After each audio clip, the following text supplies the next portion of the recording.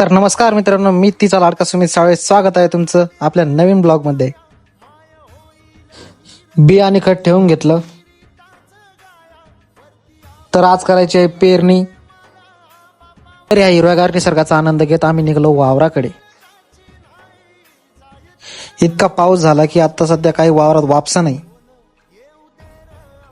आता वावरात एंट्री झालेली आहे. 16 इंकर साहेब पोहतो. आता बी आणि खत टाकून घेतलं पेरणी यंत्रामध्ये.